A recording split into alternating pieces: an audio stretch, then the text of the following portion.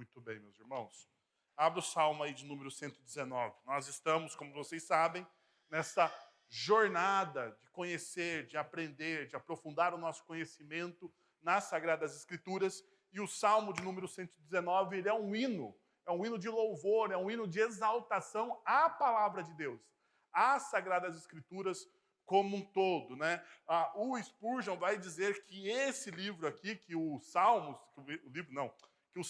119 são as palavras de ouro, do salmista, né? Um salmo que passa por todas as experiências da vida, ligando essas experiências à palavra de Deus. O que o salmo está demonstrando? O salmo está demonstrando que a palavra de Deus tem respostas para todas as nossas experiências existenciais. Tudo que nós experimentamos na vida, o Salmo 119, a palavra de Deus como um todo, como revelação divina para nós, tem resposta para as nossas vidas. Então nós vamos estudar hoje a perícope, o trecho do verso 97 até o verso de número 104. Verso de 97 até o verso de número 104. Olha só como começa esse salmo, e você vai perceber que já há uma mudança de sentimento ainda maior do que nas últimas estrofes que nós lemos. Olha só, verso de número 97. Como eu amo a tua lei, medito nela o dia inteiro. Os teus mandamentos me tornam mais sábios do que os meus inimigos. Portanto, estão sempre comigo. Tenho mais discernimento que todos os meus mestres, pois medito nos teus testemunhos. Tenho mais entendimento que os anciãos, pois obedeço os teus preceitos. Afasto os pés de todo caminho mau para obedecer a tua palavra. Não me afasto das tuas ordenanças, pois tu mesmo me ensinas. Como são doces ao meu paladar as tuas palavras, mais que o mel para a minha boca. Ganho entendimento por meio dos teus preceitos. Por isso odeio todo caminho de falsidade. E a tese que eu gostaria de trabalhar com vocês hoje é essa: a palavra de Deus, da sabedoria divina, guia-nos para a obediência e proporciona uma alegria duradoura. O que a palavra de Deus faz nas nossas experiências? Primeiro, a palavra de Deus, ela é capaz, como diz lá em Timóteo, ela é inspirada para preparar todo homem e mulher de Deus para toda boa obra. Toda boa obra. Então, a palavra de Deus, ela nos dá sabedoria. A palavra de Deus, ela é um guia para manter o nosso coração obediente, submisso ao Senhor. A palavra de Deus, ela também proporciona alegria duradoura. E por que ela proporciona alegria duradoura? Porque nela contém as promessas de Deus. As promessas de Deus. Nela nós descobrimos a aliança que Deus tem com a humanidade em amor através de Cristo Jesus. Nós percebemos que o nosso Deus e o amor de Deus, ele é imutável. Ele não está sujeito ao temperamento como o nosso amor, como o nosso sentimento. Os nossos sentimentos muitas vezes estão sujeitos às circunstâncias da vida. Não, Deus, ele está fora dessa esfera das circunstâncias. O amor de Deus, ele é perene, ele é constante, ele é inabalável, ele é avassalador. Sendo assim, essa palavra revelada que nos dá sabedoria, mantém o nosso coração submisso, ela também proporciona o quê? Uma alegria duradoura. Jonathan Edwards, no seu livro sobre as afeições religiosas, ele vai dizer o seguinte: é um erro que as pessoas incorram muitas vezes por confiar em seu próprio discernimento e sabedoria, e por tornar como norma suas próprias ideias em vez das Sagradas Escrituras. Veja só, eu acabei de dizer para vocês que a palavra de Deus dá sabedoria divina, é um guia para a nossa obediência e proporciona uma alegria duradoura. Mas qual que é o problema nosso? Existe um problema. O problema é que muitas vezes nós cometemos o erro de confiar muito mais na nossa sabedoria, no nosso conhecimento, na nossa expertise, do que naquilo que a palavra de Deus está nos ensinando. E é isso que o Jonathan Edwards está dizendo aqui para a gente. Olha, qual que é o grande problema da humanidade? O grande problema da humanidade é que muitas vezes conhece e não se submete. Qual é muitas vezes o grande problema da comunidade de discípulos? Nós conhecemos a sabedoria de Deus, mas a sabedoria de Deus não penetra profundamente no nosso coração, a ponto da gente submeter o nosso coração a essa sabedoria. E nós, então, incorremos em um erro. Qual erro? O erro de abraçar a nossa própria sabedoria. Olha o que ele continua dizendo. É estranha a imensa dificuldade que os homens têm, homens e mulheres, né? Homens têm para se satisfazer com as regras e direções que Cristo lhes dá. Antes preferem seguir a custo outras regras, inventadas por eles mesmos, a quais lhes parecem mais sábias e melhores. Vira e mexe, nós temos dentro de uma comunidade cristã aquilo que eu chamo dos achismos teológicos. Não tem fundamentação nenhuma, mas a pessoa acha. Eu acho que Deus pensa... Quando a frase começa, quando alguém vem conversar comigo e a frase começa, eu acho que Deus, isso já me arrepia. Por quê? Porque as Sagradas Escrituras não têm achismo, têm certezas. Certezas absolutas. E a partir do momento que você começa com a sua frase dizendo, eu acho que, significa que, provavelmente, essa teoria, esse ponto, esse princípio que você está elaborando na sua cabeça, partiu do seu próprio coração e não das Sagradas Escrituras.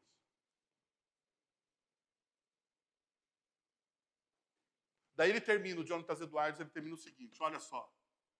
Terríveis têm sido as malignas consequências de estabelecer de forma arrogante a sabedoria humana acima da sabedoria de Cristo.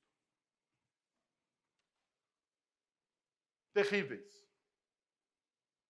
Quando nós colocamos a sabedoria humana acima da sabedoria de Cristo, dentro dos nossos negócios, dentro dos nossos relacionamentos, nós fragmentamos as nossas vidas. E ao fazer essa fragmentação da vida, nós perdemos força no nosso testemunho, que é algo vital para a igreja, mas não só isso. Não só isso, que quando nós colocamos a sabedoria humana acima da sabedoria de Cristo, nós estamos dizendo que nós não confiamos nos princípios e nas promessas que estão nas Sagradas Escrituras. Nós não estamos muitas vezes afirmando isso com a nossa boca, mas nós estamos afirmando isso com as nossas atitudes. Com a forma que nós vivemos. Agora, o Salmo aqui, 119, ele nos dá algumas soluções para o nosso coração. Alguns princípios que nós podemos seguir para vivermos livre o Evangelho de Deus e experimentarmos, sem ser pentecostal, mas experimentarmos o que Deus tem de melhor na sua palavra para nós. Sendo assim, Deixa eu te dar alguns desses princípios. Lembra que eu não vou falar o número de princípios, porque, né, você sabe, né? Então, vamos lá. Primeiro, a verdadeira sabedoria não é fruto dos meus achismos. A verdadeira sabedoria não é fruto dos meus achismos. A verdadeira sabedoria não está no meu coração. A verdadeira sabedoria não tem a ver com aquilo que eu sinto. É isso que eu quero dizer para você. A verdadeira sabedoria das Sagradas Escrituras não tem a ver com aquilo que eu sinto. Parênteses, não significa isso que Deus não se importe com aquilo que você sente. Eu só estou dizendo que essa verdadeira sabedoria não tem a ver com aquilo que você sente. Por quê? Porque aquilo que nós sentimos, aquilo que está no nosso coração, muitas vezes está influenciado, inclinado pelo pecado, contaminado pelo pecado. Então, aquilo que eu sinto e aquilo que eu acho não podem ser o alicerce aonde eu vou construir as minhas decisões de futuro. Eu sei, na nossa cultura pós-moderna, o sentir e o achar, né? O sentir e o achar estão em voga. A nossa cultura é uma cultura estética e sentimental. Estética e sentimental, ou seja, nós não estamos preocupados com a profundidade das coisas. Nós estamos preocupados com a aparência das coisas, a estética. Nós não estamos preocupados, né, com o alicerce das coisas. Mas nós estamos preocupados com aquilo que eu sinto, porque aquilo que eu sinto é mais importante até mesmo que a verdade. Na nossa cultura sentimental, o pilar se inverteu.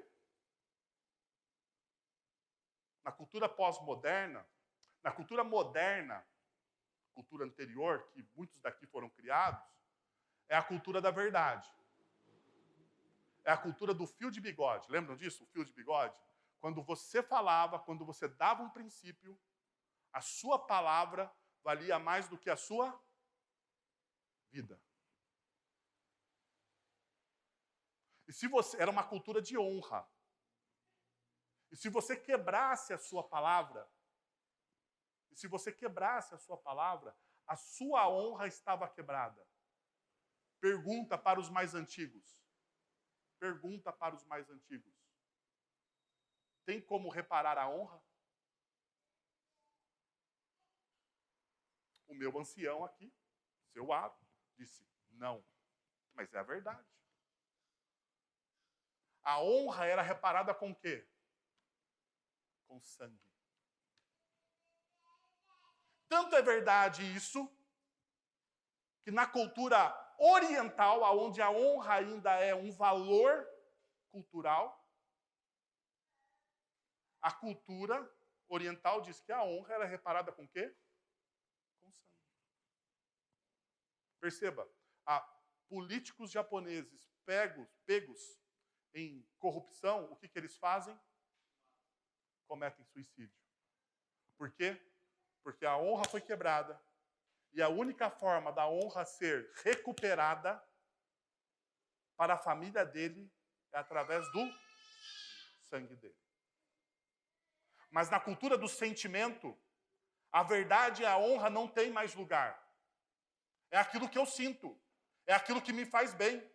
São os meus achismos. Isso se tornou um valor, um princípio, uma regra norteadora das nossas vidas. Só que os nossos achismos e os nossos sentimentos estão contaminados. A palavra bíblica, a Bíblia diz de maneira enfática que os nossos sentimentos, os nossos achismos, toda a nossa humanidade está contaminada pela ação do pecado.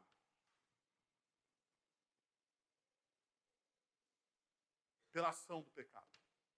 Então isso não pode ser um efeito. Mas veja só o que o texto bíblico vai nos dizer. Olha só. Verso 98, 99 e o verso de número 100, você pode ver aí. Ó. Os teus mandamentos me tornam mais sábios do que os meus inimigos, porquanto estão sempre comigo. Tenho mais discernimento que todos os meus mestres, pois medito nos teus testemunhos. Tenho mais entendimento que os anciões, pois conheço os teus preceitos. Percebe uma coisa que é uma técnica literária do salmista. Ele faz uma introdução para os dois versículos seguintes, no versículo 99. No versículo 98, ele faz o seguinte, ele fala assim, os teus mandamentos. E daí, e depois, né, ele coloca os princípios. Os teus mandamentos, veja, eles me tornam sábios. Os teus mandamentos, nesses mandamentos eu tenho o quê? Eu tenho discernimento. Nos teus mandamentos eu tenho o quê? Eu tenho entendimento. Perceberam? Ele tem uma introdução, é uma técnica literária da poesia hebraica. Ele tem uma introdução. O que os mandamentos de Deus me dão? Os mandamentos de Deus me dão sabedoria, os mandamentos de Deus me dão discernimento, os mandamentos de Deus, eles me dão o quê? Entendimento. Mas discernimento e entendimento, eles estão relacionados ao quê? À sabedoria. Então, os mandamentos de Deus me tornam um homem sábio. Se os mandamentos de Deus me tornam um homem sábio, logo, em seguida, eu tenho o quê? Entendimento e eu tenho discernimento.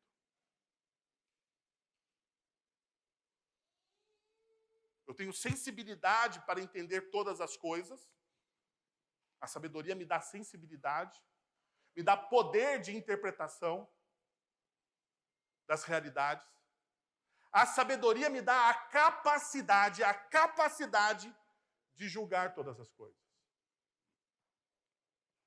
E é isso que tem a ver aqui com entendimento e discernimento. Perceberam? Então, logo, veja só o que o salmista está dizendo. Ele está dizendo o seguinte, através da sabedoria, não me curvo ao jogo sujo dos meus inimigos, porque ele diz que com a sabedoria bíblica, eu venço os meus inimigos. Com a sabedoria bíblica, eu me torno mais sábio que os meus inimigos. E quem não precisa de sabedoria para vencer os inimigos? E aqui há um fator interessante, porque existem um aspecto dos inimigos físicos, alguém que está tentando lutar contra você, ou atentando contra a sua honra, contra a sua vida. Mas a palavra que o salmista usa aqui pode ser interpretada também como os inimigos do nosso coração. Ou os inimigos que brotam dentro do nosso coração a partir da nossa personalidade pecaminosa.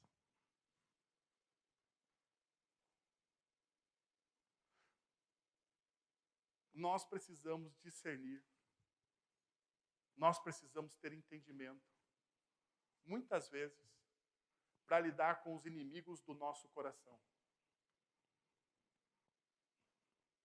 Que, traduzindo em outras palavras, diversas vezes somos nós mesmos. Nós somos muitas vezes sabotadores do nosso sucesso. Somos sabotadores do nosso sucesso. Somos sabotadores da nossa prosperidade. Somos sabotadores do nosso sucesso, da nossa prosperidade, quando nós não temos disciplina. E você precisa ganhar entendimento bíblico de que você é pecador, de que o seu coração está inclinado ao pecado, e que a procrastinação é um pecado às vezes. E você precisa ganhar o quê? Sabedoria e entendimento para vencer o quê? A procrastinação. Mas isso não se resume somente à procrastinação. Se resume a outras coisas também. As sombras do nosso coração. Aquilo que muitas vezes nos impedem até mesmo de termos relacionamentos saudáveis. Quando nós somos dominados, pela ira, quando nós somos dominados, Tem uma coisa, né, que eu acho interessante. Tem algumas pessoas dizem assim, eu falo o que eu penso. Pergunta. Eu quero que vocês sejam sinceros comigo. É sábio sempre falar o que você pensa?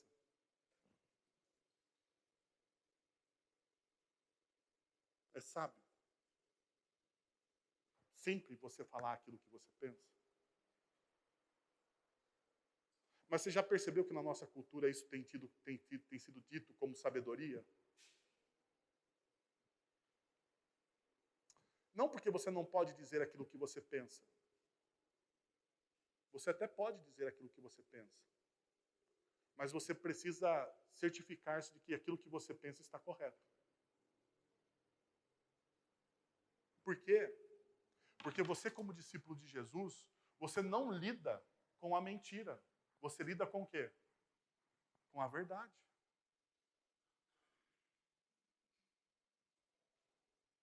E se aquilo que você pensa não corresponde com a verdade,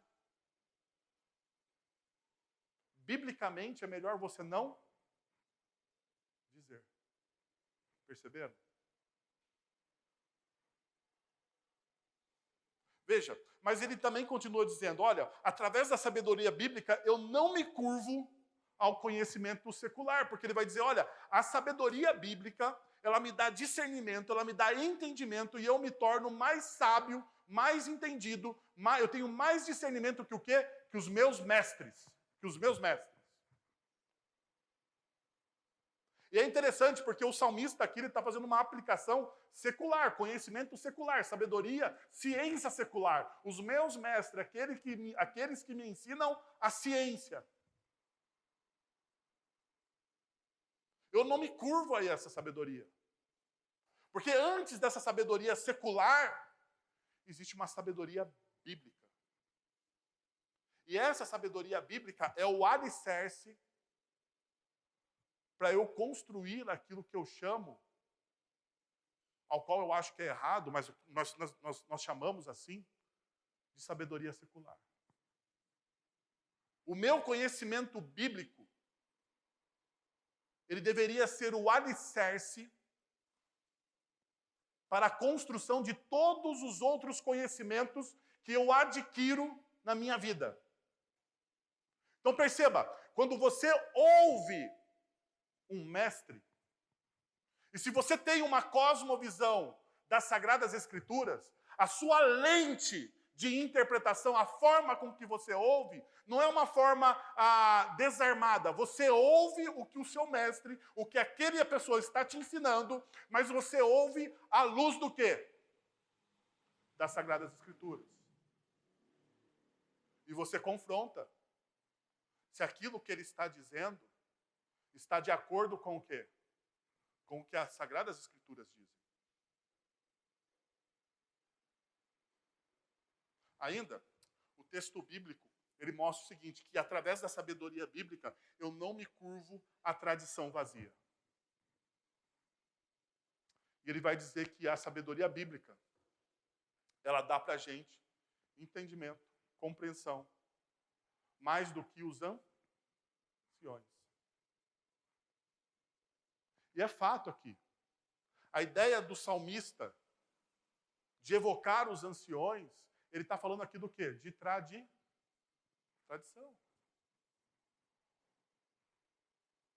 Mas quantas vezes a tradição pode me afastar do verdadeiro evangelho de Cristo Jesus? Veja, o que o salmista está nos ensinando é o seguinte, é fazer a seguinte pergunta. A ética secular pode me desviar dos caminhos da sabedoria bíblica? A ética secular pode, o conhecimento secular pode me desviar dos caminhos da sabedoria bíblica? E você pode responder sim. Agora veja, a tradição vazia pode me desviar dos caminhos da sabedoria bíblica? Pode sim. Pode sim. Veja, perceba o próprio Senhor Jesus, ele vai bater de frente com um grupo altamente tradicional da cultura da época dele, que era chamado fariseus. Os grandes debatedores teológicos de Cristo Jesus eram os fariseus. E os fariseus, eles eram conhecidos pelo quê? Pelo zelo que eles tinham. A palavra, mas não somente a palavra, mas também a tradição. A tradição. Agora, o que Jesus, em Mateus, vai dizer sobre os fariseus? No capítulo 23. Ai de vós, fariseus hipócritas. Vocês colocam um jugo, um peso sobre a vida das pessoas. Vocês colocam regras, tradições sobre a vida das pessoas. Vocês obrigam essas pessoas a cumprirem as suas tradições. Mas vocês mesmos não fazem isso.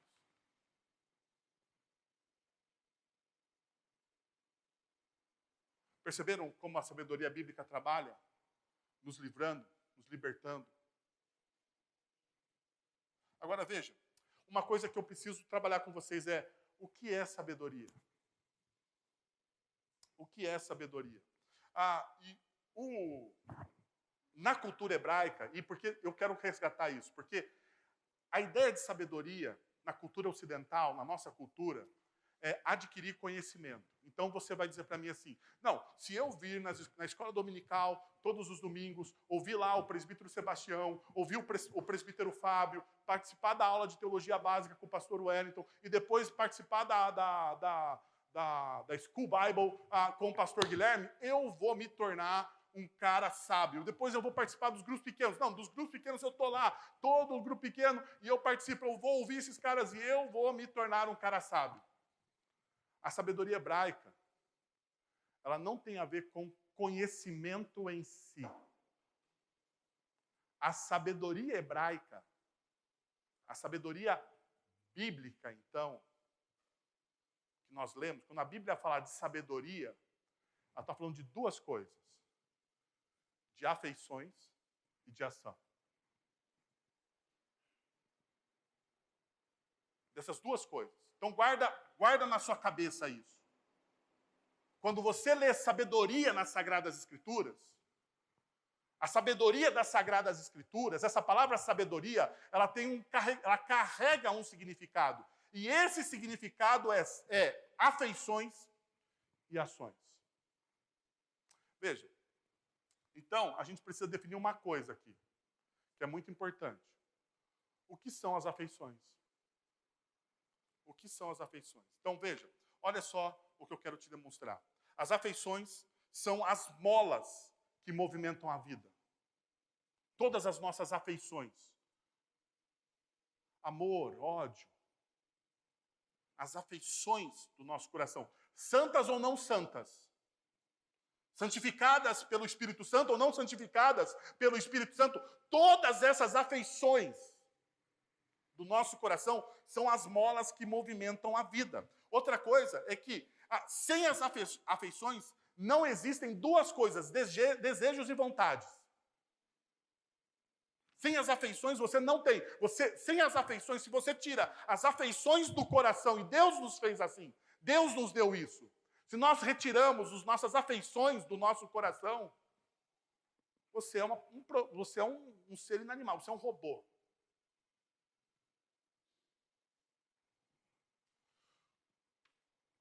Por último, o amor é a principal de todas as afeições e a fonte de todas as outras. Veja só, o amor é a principal de todas as afeições e fonte de todas as outras. É pela faísca do que amamos que aprendemos a rejeitar, a abraçar, a acolher ou a odiar. Tudo é pelo amor. O amor, ele equilibra essas coisas. Aquilo que você ama, você abraça.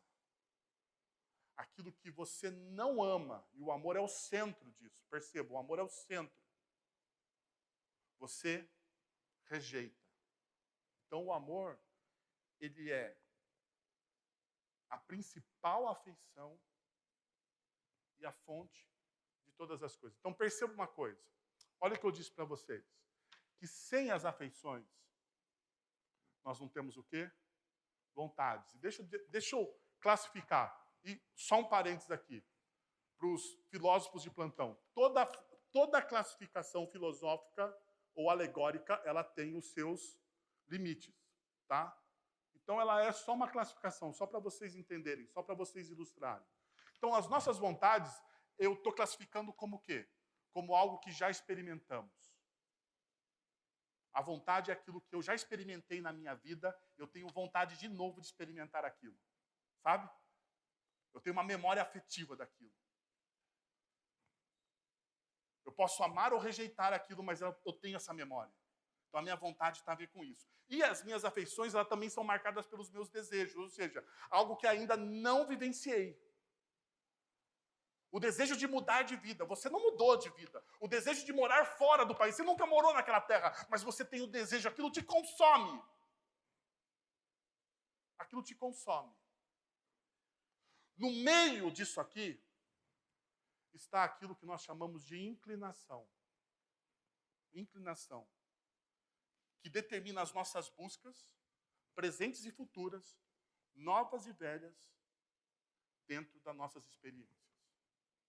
Veja só como Paulo vai tratar isso em Romanos capítulo 8. Abra aí, 8, verso de número 5. O texto bíblico vai dizer o seguinte.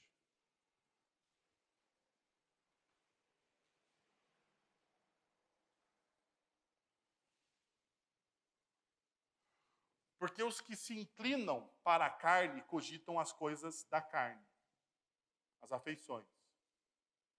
Por aqueles que se inclinam para as coisas da carne, cogitam as coisas da carne.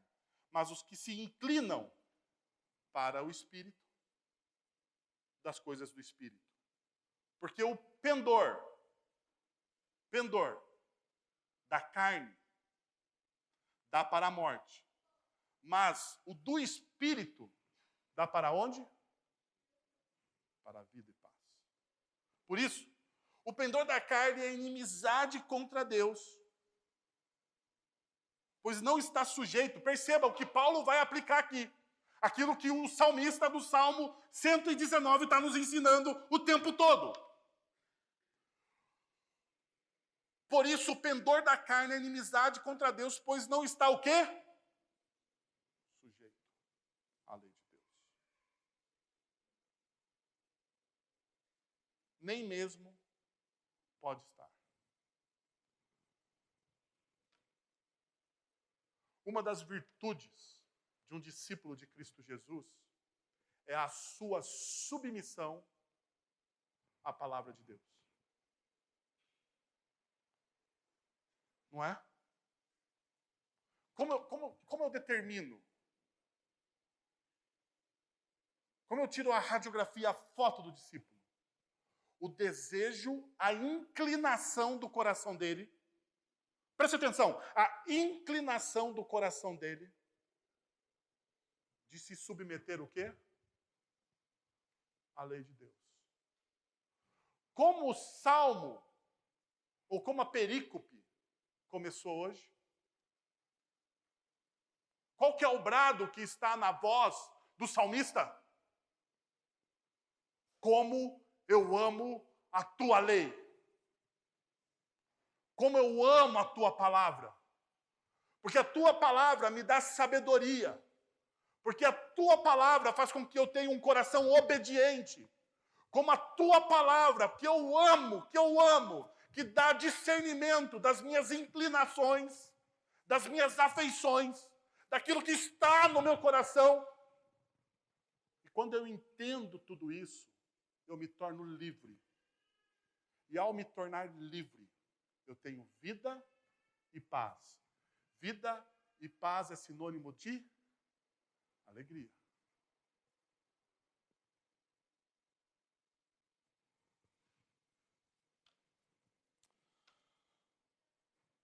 Deixa eu te perguntar uma coisa. O seu coração as suas afeições, se inclina para que lado?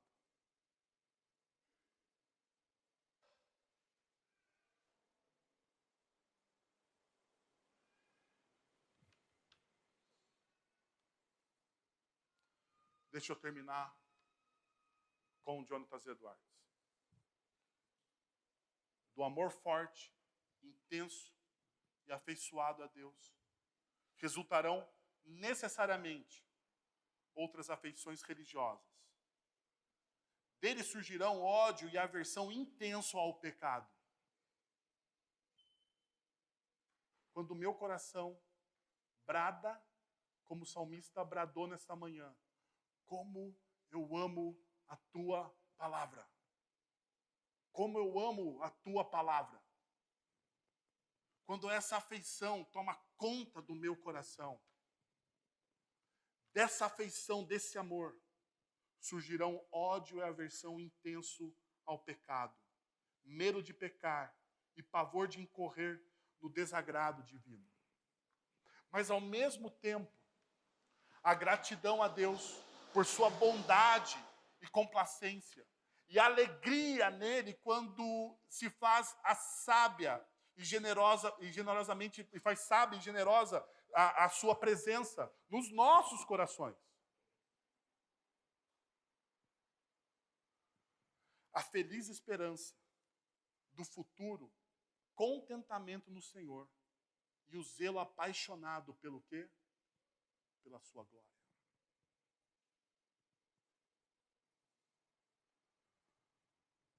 Para onde o seu coração se inclina?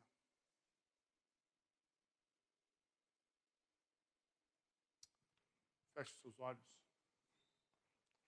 Abaixe sua cabeça. Responda a pergunta do salmista.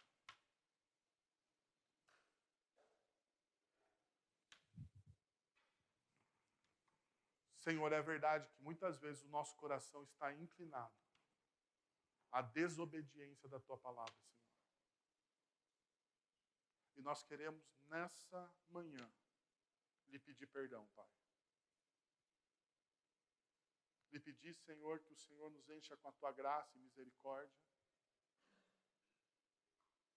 Que nós possamos, nessa manhã de contrição, experimentar, ó Pai, do teu amor, da tua graça, que traz redenção aos nossos sentimentos, que regenera o nosso coração. E tudo isso, Senhor, é feito na cruz do Calvário, na boa mensagem do teu evangelho, na morte, na ressurreição, na esperança que nós temos em Cristo Jesus, na adoção que nós temos como filhos no Espírito Santo.